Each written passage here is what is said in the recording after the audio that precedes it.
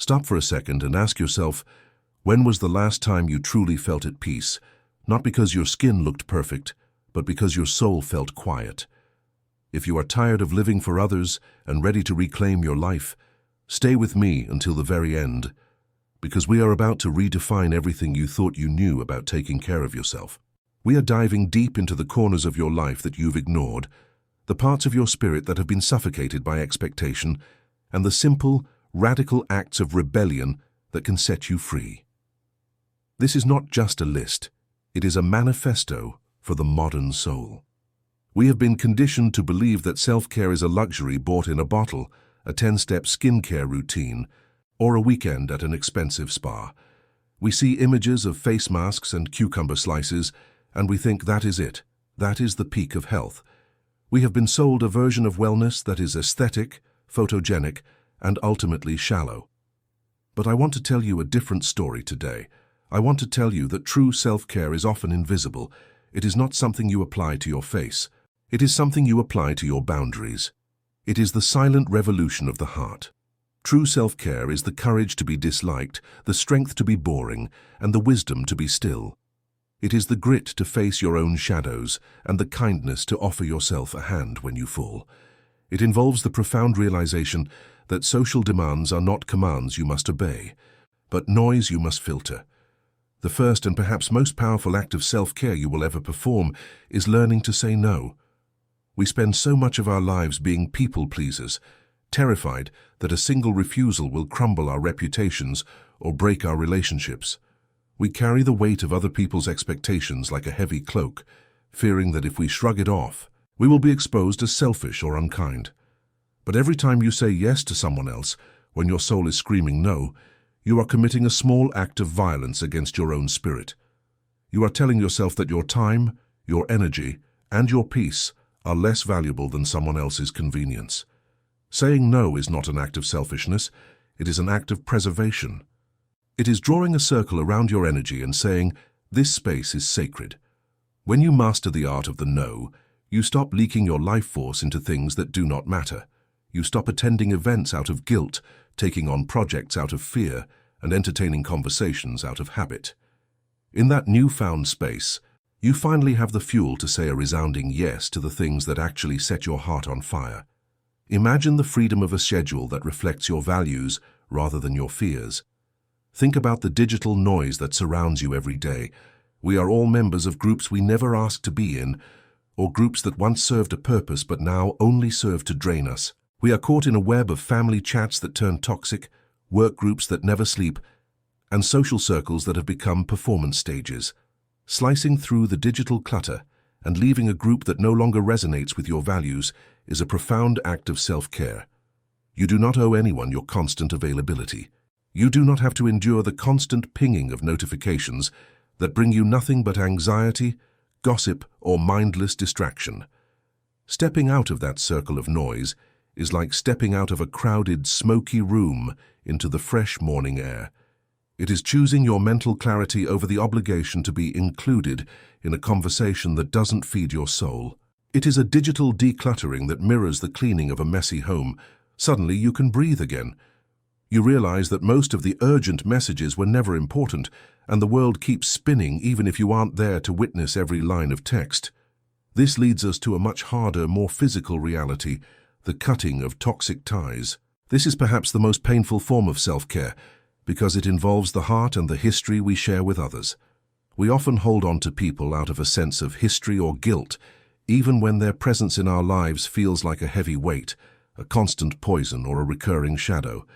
We tell ourselves that because we've known them forever, we must tolerate their disrespect or their drain. But you cannot heal in the same environment that made you sick. Cutting ties with toxic individuals is not about hatred or vengeance. It is about self-respect and survival. It is realizing that your peace is more important than their drama. It is an acknowledgement that you are the architect of your social landscape, and you have every right to remove the weeds that are strangling your growth. You are not a waste bin for other people's trauma, nor are you a punching bag for their insecurities. It is a painful process to walk away, yes, but it is the only way to make room for flowers to bloom. When you clear the space of those who diminish you, you finally make room for those who will nourish you. There is also a profound power in silence, especially when faced with the obvious. We live in a culture of over-explanation. We feel a desperate need to justify our choices, to argue our points, to prove we are right, or to point out the glaring flaws in others' logic. We waste hours in the comments sections of life, trying to fix people who do not want to be fixed. But silencing yourself in the face of the obvious is a supreme form of self-care. It is the realization that you do not need to attend every argument you are invited to. When you stop trying to convince people who are committed to misunderstanding you, you reclaim a massive amount of emotional energy. You realize that your truth does not need their validation to remain true. Silence is not a sign of weakness or a lack of intellect. It is a sign that you value your inner equilibrium more than the hollow, fleeting victory of a debate. It is the peace of knowing that sometimes the most powerful response is no response at all. In our hyper-connected world, the bravest thing you can do is disappear for a while. Turning off your phone is an act of rebellion against a system designed to keep you addicted to the next hit of dopamine. It is a way of telling the world that you are not on call 24 hours a day. When the screen goes black, your world becomes three-dimensional again. You start to notice the way the light hits the wall at sunset, the rhythm of the rain against the window, the sound of your own breathing, and the thoughts that have been drowned out by the endless, mindless scroll. Disconnecting from the digital grid is how you reconnect with your own humanity. It is in that silence, away from the likes, the comments, and the curated lives of strangers, that you find out who you actually are when no one is watching. It is where your intuition starts to whisper again. Your phone is a tool, not a tether. Reclaim your eyes, reclaim your attention, and reclaim your time. We also need to talk about the physical things we carry and the symbols of status we wear. We are told by every advertisement and every influencer that to be successful or happy, we must always have something new, something fresh, something trendy. We are shamed into thinking that wearing the same outfit twice is a social failure, but repeating clothes is a beautiful act of self-care. It is a rejection of the frantic, unsustainable pace of modern consumerism. When you wear your favorite sweater for the third time in a week, you are saying that your worth is not tied to a rotating wardrobe of fast fashion. You are choosing comfort, utility, and sustainability over the performance of novelty. It simplifies your mornings, reduces your decision fatigue, and allows you to invest your identity in your character rather than your costume. There is a quiet confidence in being known for who you are, rather than what you are currently wearing.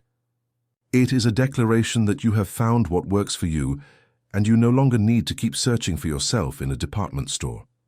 This simplicity extends to what we buy and how we consume. In a world that screams more at every turn, choosing to buy only the essential is a way of guarding your freedom and your focus. Every object you own is something you have to clean, store, maintain, and eventually worry about losing or replacing. Our possessions often end up possessing us. By stripping back to the essentials, you create physical and mental space. You stop being a slave to the hunt for the next thing, the next gadget, the next piece of decor that promises to fix your life. You find that when you have less to manage, you have more room to live, to dream, and to be present. It is the ultimate luxury, the luxury of enough. It is the realization that happiness isn't found in the accumulation of things, but in the appreciation of what is already there. It is the freedom from the weight of stuff. Then, there is the intense pressure of the seasons and social rituals.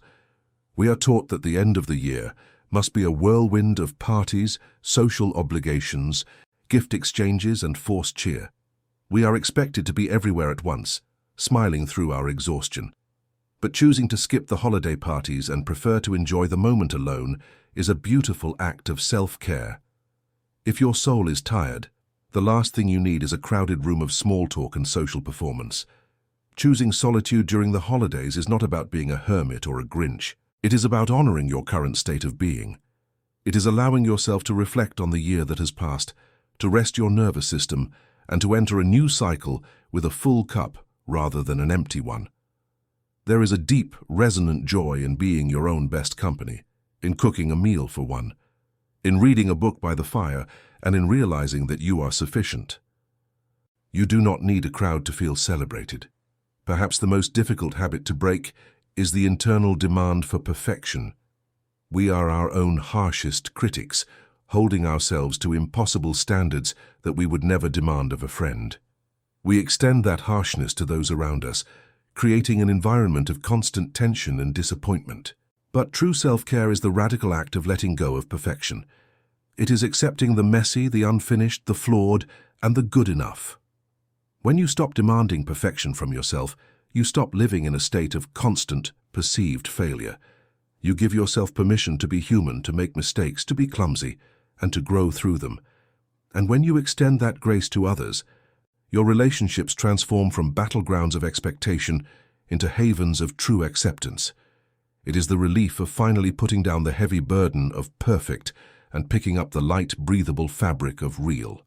Finally, self-care is the courage to follow your own ideas, your own instincts, and your own tastes without the permission of fashion, trends, or the algorithm. We spend so much energy trying to fit into boxes designed by strangers who don't know our names. We change our hair, our homes, and our hobbies just to stay relevant. But when you dress for yourself, decorate for yourself, and think for yourself, you are honoring the unique, unrepeatable spark within you. True health is being comfortable in your own skin, regardless of what the current season says is in or out.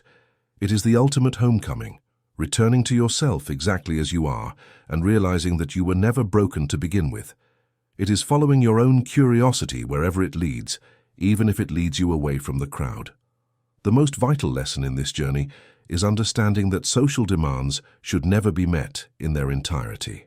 We live in a society that attempts to dictate how we should feel, how we should act, and what our milestones should look like. But you are not a machine built to satisfy a collective checklist. There is a profound lightness that comes from realizing that you do not have to fulfill every expectation cast upon you. Only that which is truly good for your soul, that which nourishes your spirit and aligns with your truth, should be lived and fed. If a social norm feels like a cage, it is not your duty to inhabit it. We must learn to starve the habits that drain us and feed the moments that make us feel alive. Your life is not a performance for an audience of critics. It is a private garden. Tend only to the seeds that bring you joy. Creating a lighter life isn't about adding more tasks to your to-do list. It's about subtracting the things that weigh you down. It's about building a fortress of peace within your own mind that no external storm can breach. You deserve a life that feels good on the inside, not just one that looks good on the outside. You deserve a life where you are the protagonist, not a background character in someone else's story. Be gentle with yourself, for you are a work in progress, a masterpiece under construction. The most important relationship you will ever have is the one you are building with yourself right now. Listen to your heart, protect your peace, and never apologize for choosing your own well-being. If you love this story and want to hear more like it, please hit that subscribe button. It truly means the world to us and helps us grow. And hey, while you're at it, let's aim for 50 likes on this video. Help us smash that goal.